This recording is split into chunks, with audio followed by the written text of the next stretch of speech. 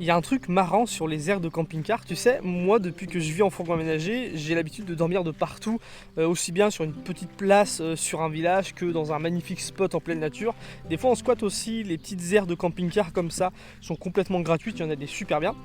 Et sur ces aires, il y a toujours des retraités en camping-car, et souvent quand tu les regardes, bah en fait, ils font rien de spécial, juste ils sont tranquilles, ils lisent le journal, ils boivent un petit café, ils vont se faire une petite pétanque, ils tricotent, enfin ils font vraiment des trucs basiques et tu pourrais te dire c'est dommage d'avoir un mode de vie comme ça où tu es libre de faire ce que tu veux et de rien faire de spécial en particulier.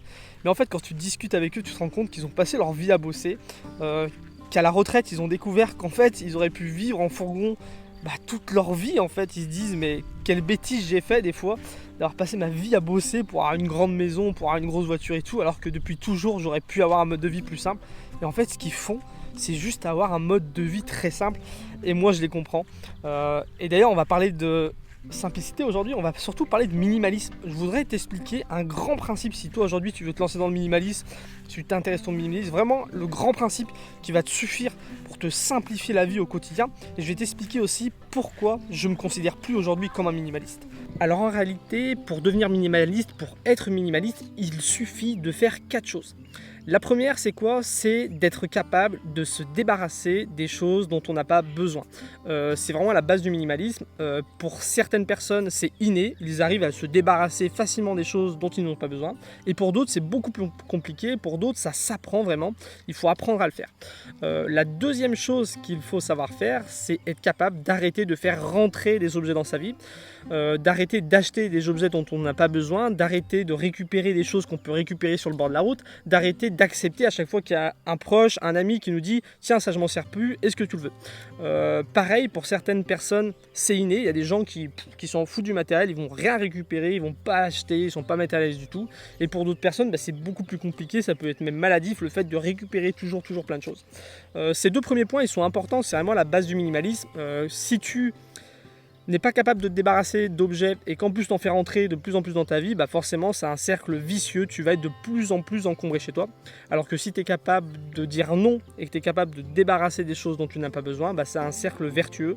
Tu vas constamment te délaisser de tout le superflu.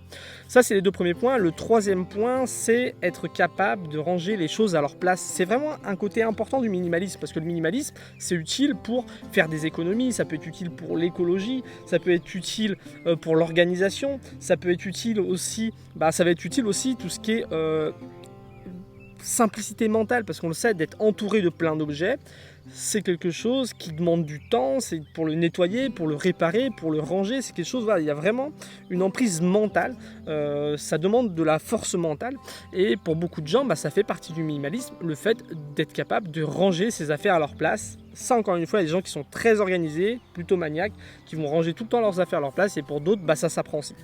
Donc, quand tu es capable de te débarrasser des choses dont tu n'as pas besoin, que tu es capable de dire non, que tu ne vas pas faire constamment rentrer des objets dans ta vie et que tu es capable de ranger les affaires à leur place, tu n'es pas encore quelqu'un de minimaliste, on va dire que tu es quelqu'un de normal, tu es quelqu'un qui n'est pas influencé par la société de consommation qui nous pousse à toujours consommer plus, à travailler plus pour consommer plus et à tout entasser, tout ça chez soi. Si tu veux devenir minimaliste, il va falloir franchir une étape en plus. C'est cette étape-là que moi, j'ai pas envie de franchir et je t'explique ça maintenant. Alors tu sais, moi quand je suis devenu minimaliste, je savais même pas que ça existait en fait ce mot-là, ce mouvement-là. Moi ça a été par nécessité, j'ai tout quitté pour partir voyager, j'ai dû faire tenir ma vie dans un sac à dos. Donc j'ai fait un grand tri dans ma vie, tout tenait dans un sac de 50-60 litres. Donc à ce moment-là, je me suis considéré comme minimaliste parce que je vivais avec très peu de choses.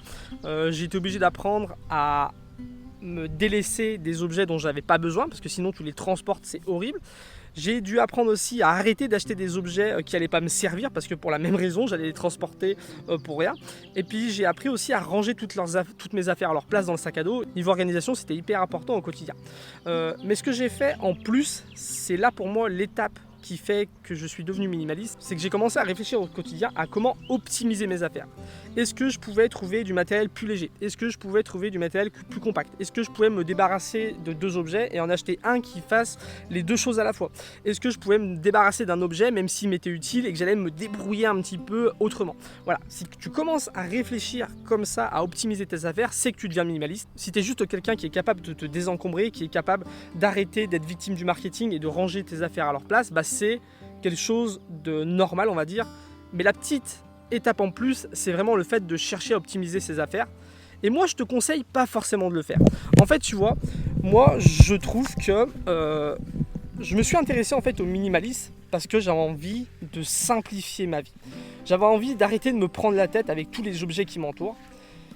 Mais tu vois, il y a beaucoup de gens qui font cette erreur-là. Ils apprennent à faire ces 3 premières choses et après, ça ne leur suffit plus. Ils vont continuer au quotidien à se prendre la tête, à vouloir toujours tout optimiser. Et tu vois, pour moi, le minimalisme, c'est pas se prendre la tête. Au contraire, comme je te l'ai dit, c'est se simplifier la vie.